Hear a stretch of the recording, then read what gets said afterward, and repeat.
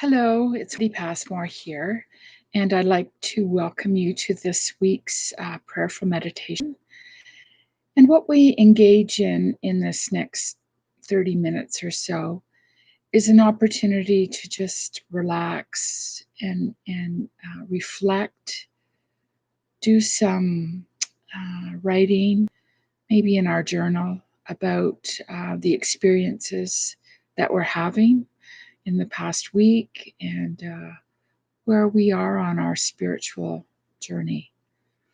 So I'd invite us just to relax in our chairs, just paying attention to how the chair is holding us. And this is a reminder of how the Divine One holds each one of us in great care and great love. So our prayer is that we might become more aware of this truth and this reality, that we are held, that we are known, that we are loved.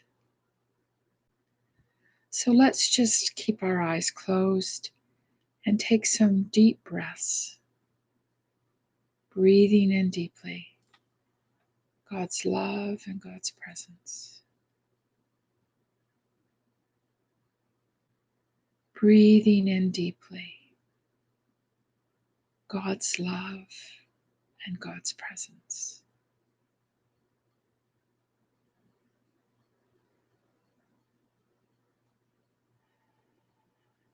Breathing in deeply God's love and God's presence.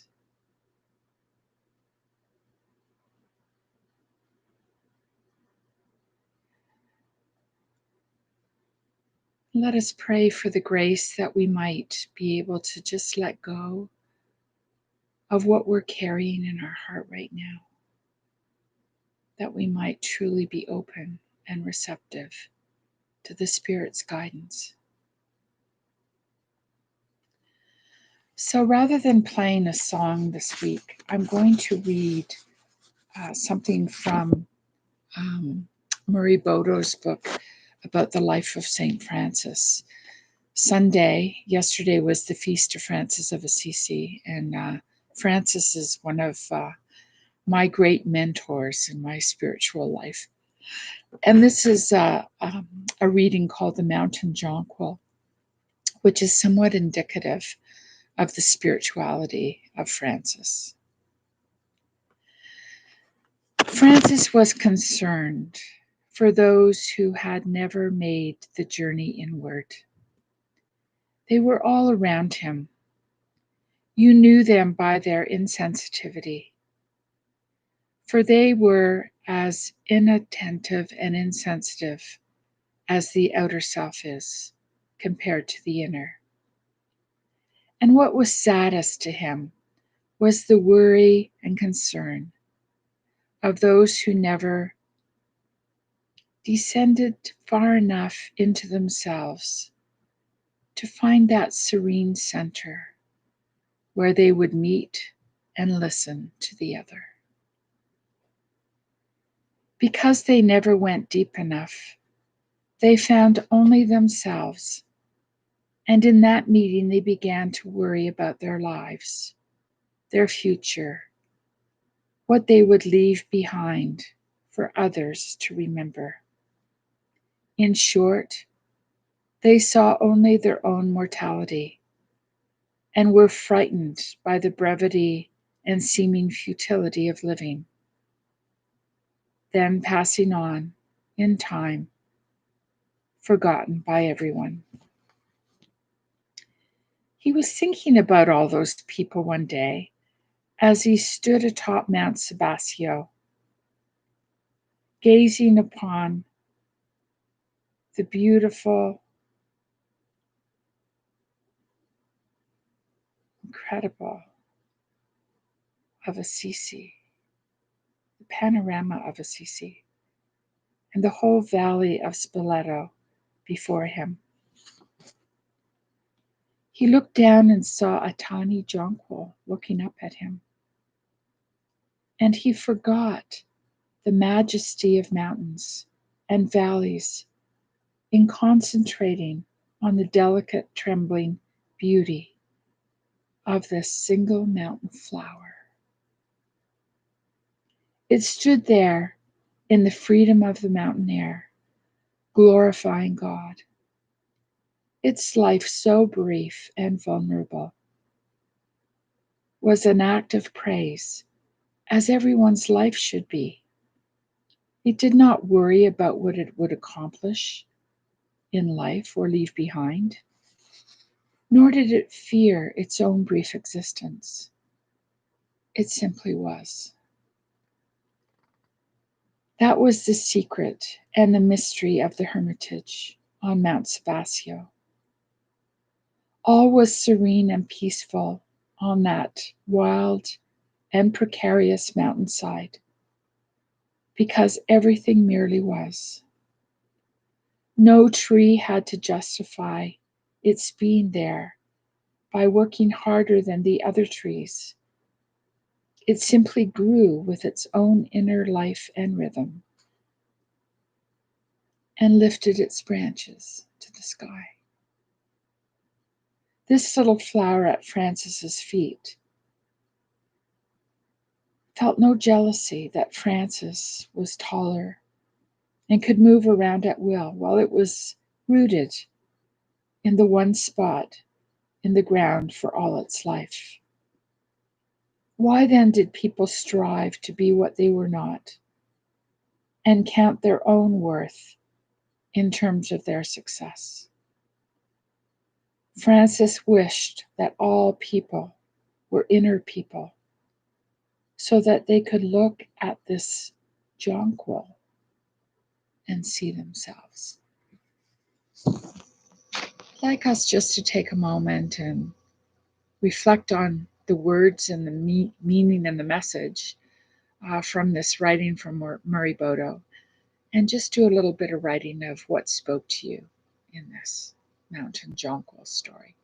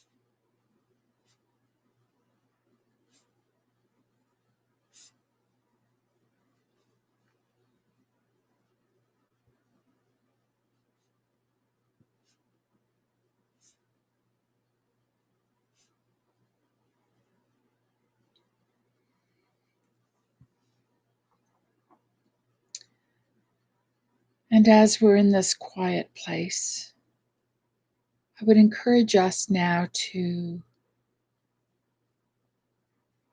invite the Spirit to take us through the experiences that we've had in the past week. And let's settle into an experience that was especially life-giving, that we truly sensed and felt God's presence, God's activity, perhaps grace. Perhaps it was an encounter with someone. Perhaps we saw something that just made us laugh. Perhaps it was the beauty of creation as we celebrate Francis of Assisi this week, knowing that he felt the goodness of God in all creation. So, whatever the moment was in the past week that was especially life-giving, just spend some time with that moment, allowing the feelings to surface again, to nurture, and to do some writing about that experience.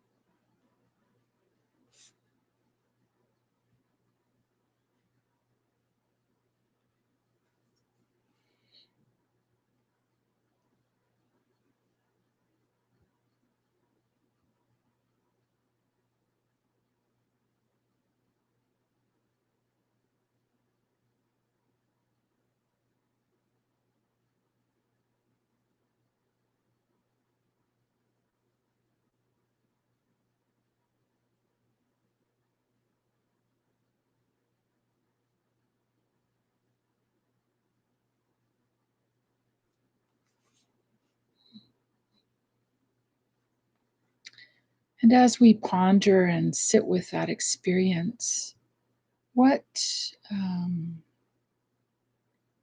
what is God's message to me in that experience?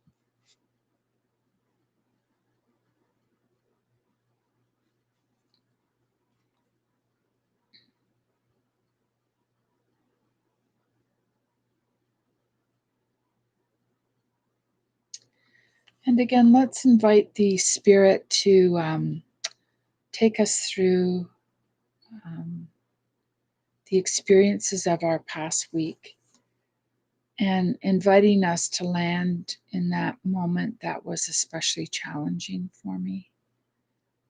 Perhaps there was some negative feelings that rose up within me that surprised me. Perhaps there's some angst in a relationship that I need to tend to.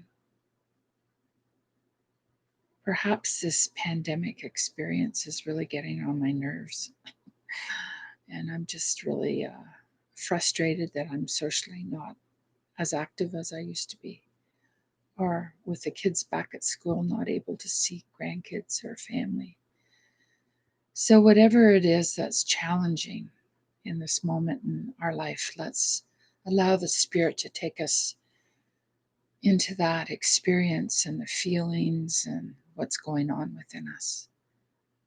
So, just take a few moments to write about that and to sit with it.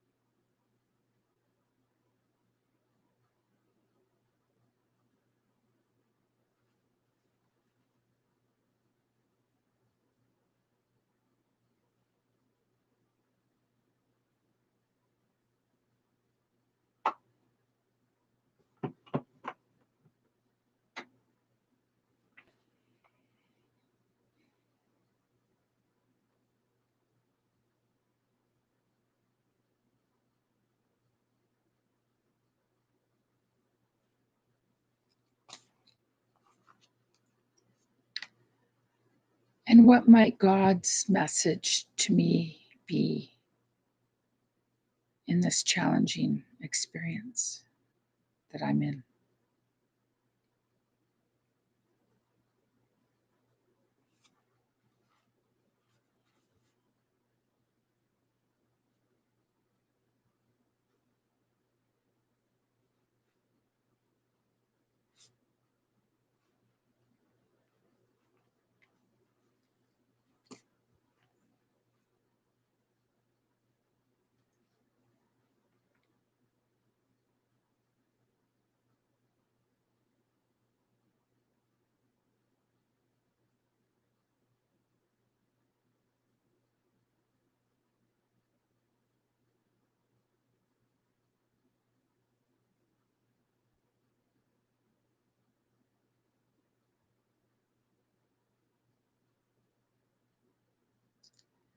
May each of us be open to receive the grace that's being offered to us in the midst of our life journey and the challenges that are here before us.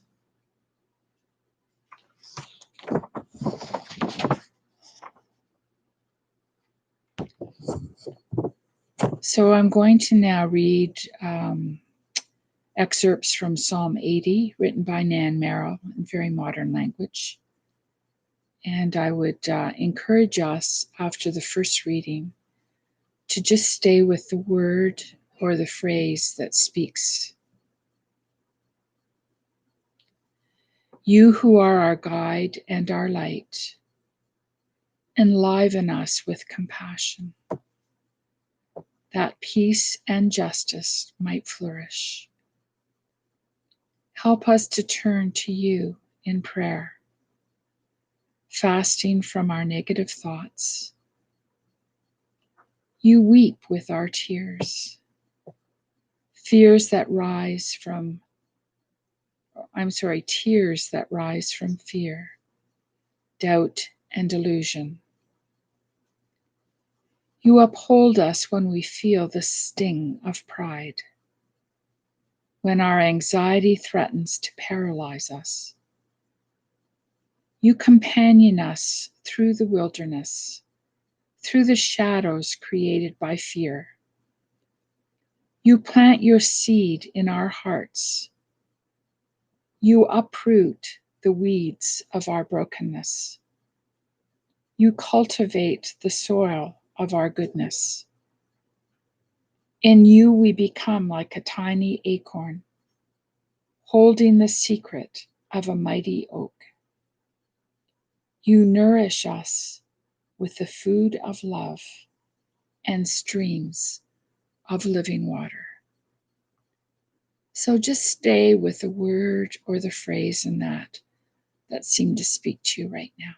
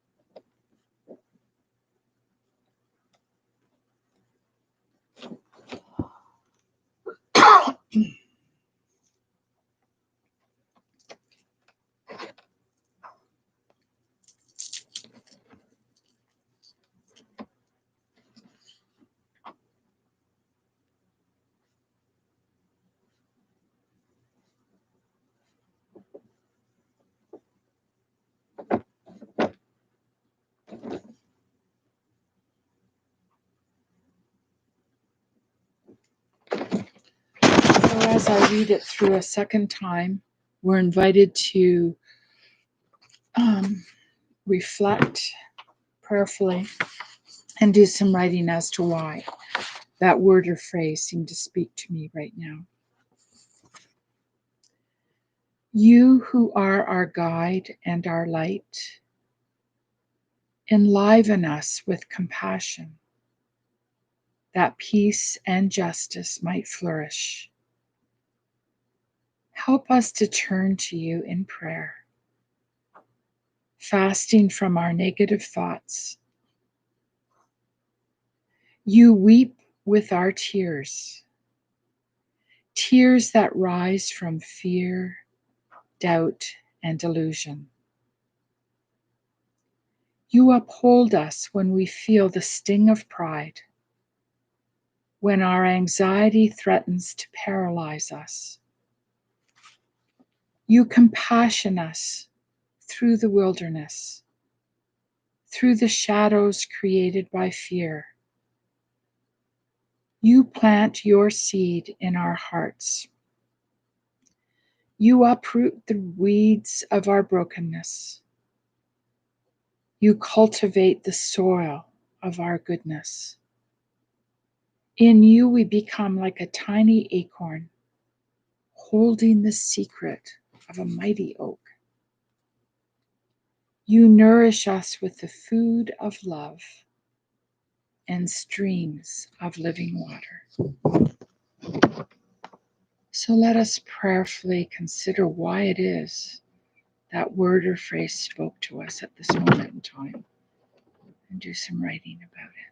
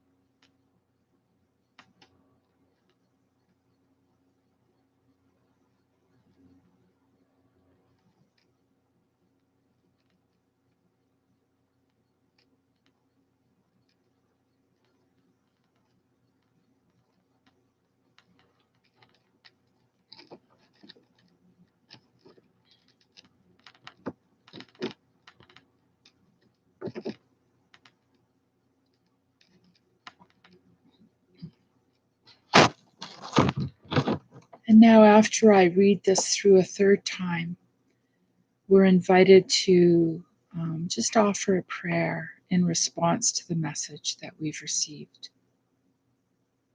And we can write this prayer. It's nice to have a journal of all our inner life as it's coming through and coming out.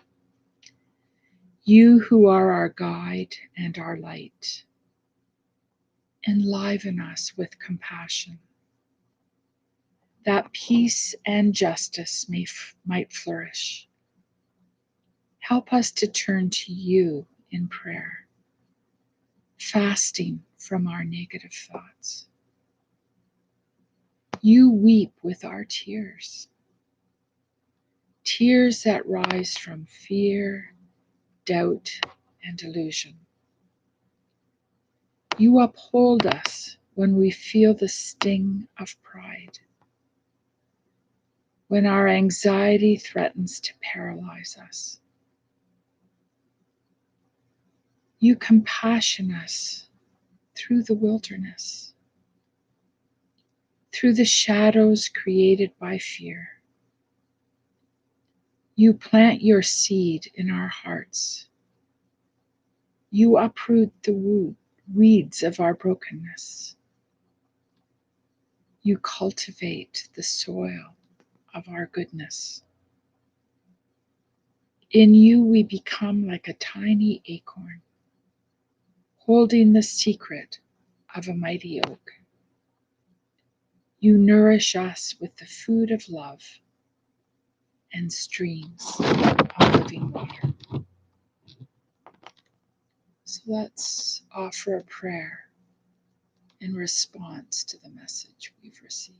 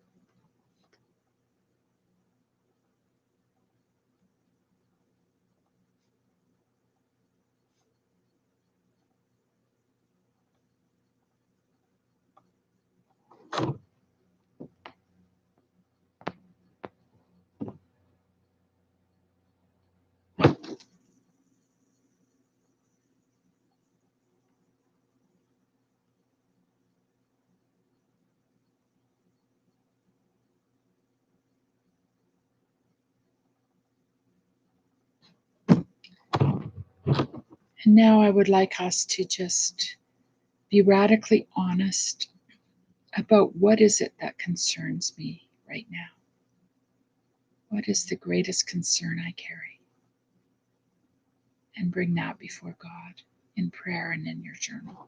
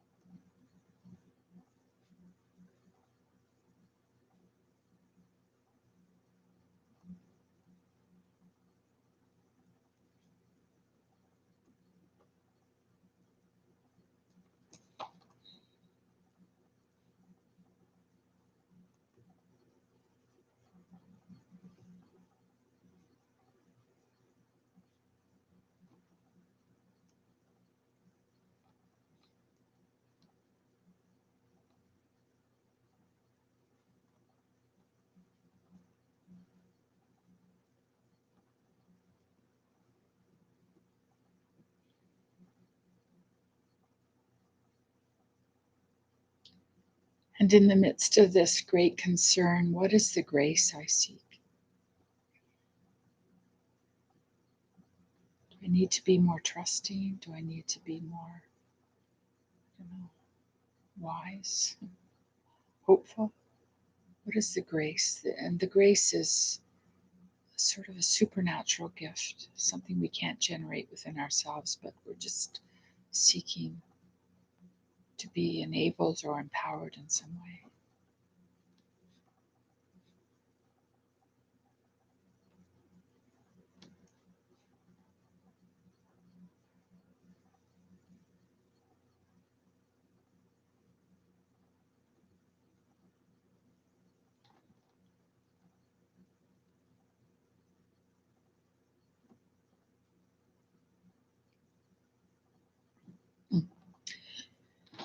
And I'd like to end this time together by all of us just considering, what is it that I'm grateful for? Maybe there's a few things that I can pull out to say, yeah, I'm really grateful for having food or having these people in my life, even though they're distant. Or what is it that I'm grateful for as I sit here?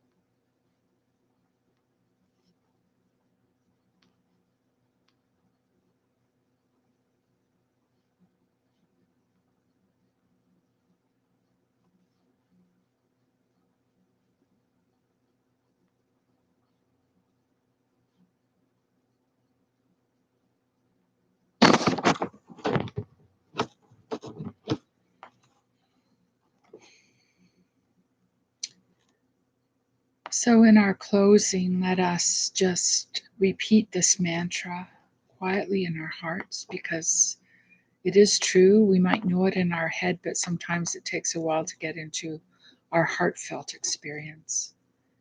So, let us just repeat: I am loved, I am known,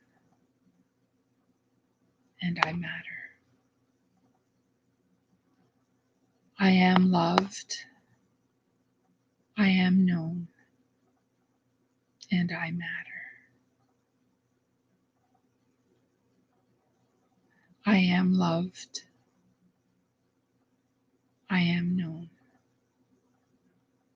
and I matter. May each of us experience the grace to know the truth of this. Created for a purpose, created in love, each one of us. So, my friends, till next time.